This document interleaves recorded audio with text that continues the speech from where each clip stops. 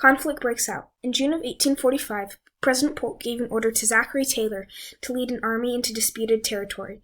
When Taylor got into Mexican territory, the Mexican commander told him to leave, but he refused. When Taylor refused, the two armies clashed, and several U.S. soldiers were killed. When James Polk found out about this, he sent a message to Congress saying, "Mexico has passed the boundary of the United States, has invaded our territory, and shed American blood upon the American soil. The two nations are now at war." Polk's message was persuasive, and 2 days later, the two nations were at war.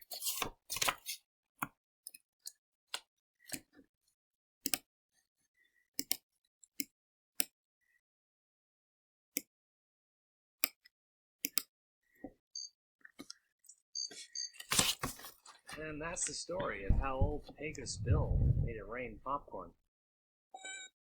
What do you mean, Tall Tale? You calling me a liar?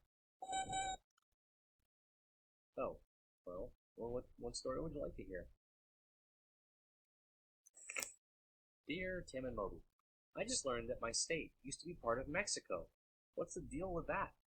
From Ernesto. You learned right. California, Nevada, Utah, Arizona, New Mexico, Texas, and parts of Wyoming and Colorado were all once Mexican territories. I know, almost 2/3 of Mexico's original holdings are now part of the United States. Most of this territory changed hands at the close of the Mexican-American War. Well, it was a 2-year fight starting in 1846, but the conflict had been brewing for a while. It all started in 1835, when the territory of Texas rebelled against Mexico. Texas was part of Mexico at the time, but its people, who called themselves Texians, were mainly settlers from the United States and Europe. Along with many Mexicans, Texians were unhappy with their government. Mexico's president, General Antonio Lopez de Santa Anna, had voided the country's constitution, making himself practically a dictator. Texas declared itself independent, and Santa Anna moved quickly to crush the rebellion, which became known as the Texas Revolution. After less than a year of fighting, the rebels, led by Texas hero Sam Houston, defeated and captured Santa Anna. Well, they made him sign the Treaties of Velasco, recognizing the Republic of Texas as an independent country. But Mexico's government refused to recognize the treaties, arguing that Santa Anna had been forced to sign. For the next 10 years, the two countries engaged in constant border fights. Those clashes, plus Santa Anna's conduct in the war, whipped up American resentment against Mexico. Yeah, during the Texas Revolution, Santa Anna's army surrounded a few hundred Texian troops at the Alamo, a military fort. The Texians refused to surrender, and were all killed. Remember, the Alamo became a rallying cry not just in Texas, but across America.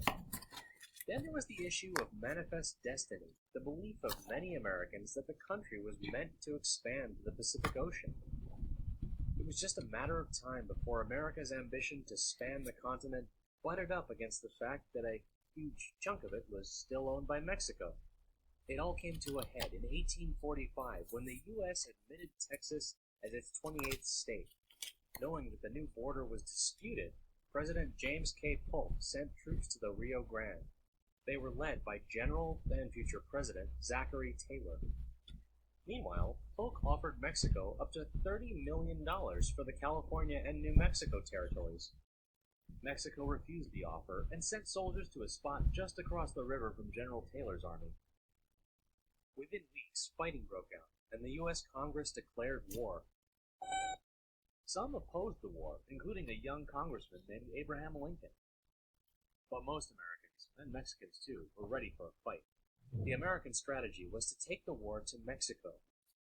General Taylor and General Winfield Scott easily overran key cities throughout the country. The war ended on February 2nd, 1848, with the Treaty of Guadalupe Hidalgo. Mexico recognized the Texas border and gave up a huge tract of land known as the Mexican Cession.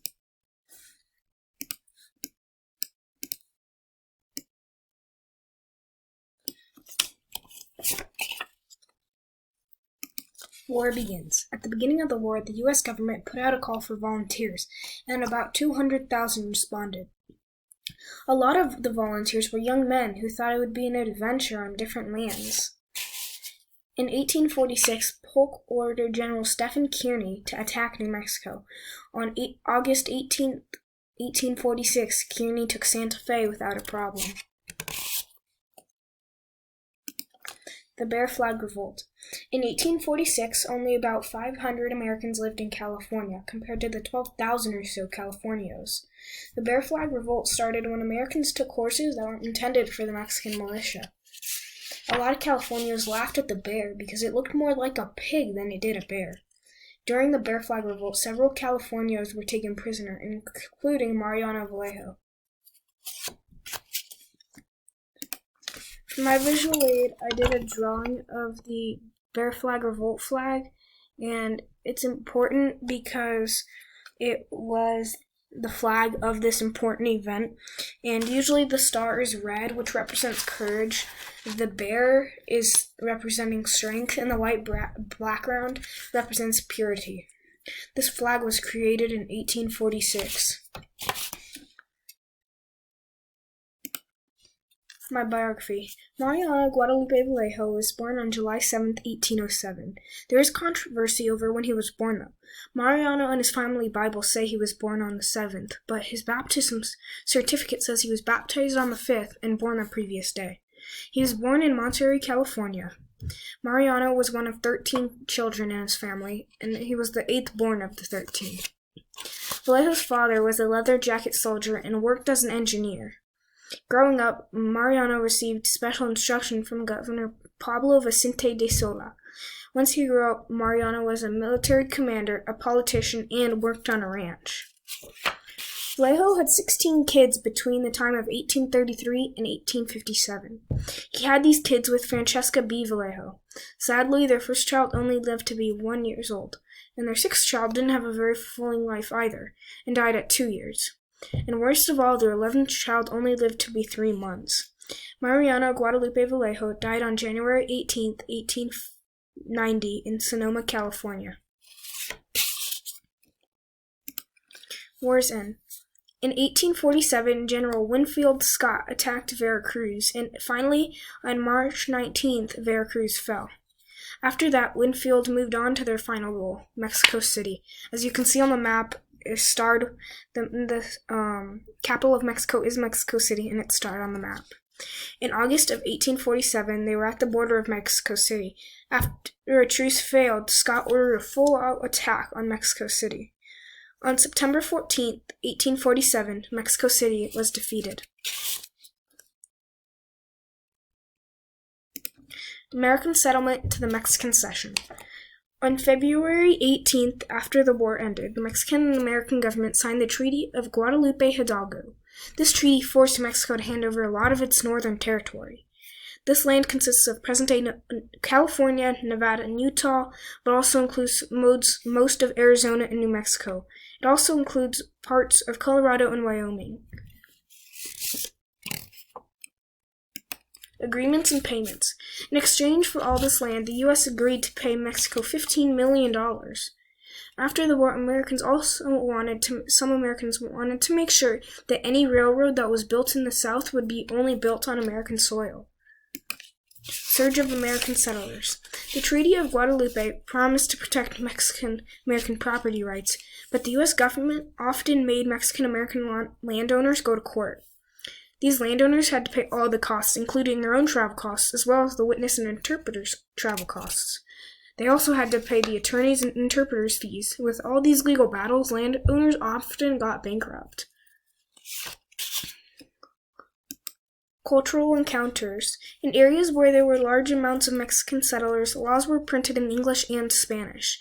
Mexican and Native Americans had traditions that helped shape local economies. A lot of the ranching communities were started by the Mexican settlers. Water rights. In the East, they had to create laws to make sure that there was a free flow of water along the river because people would build dams, and that restricted the flow of water for people down the river. People would try to build dams because it was a close source of water for their crop fields. Any questions? The end.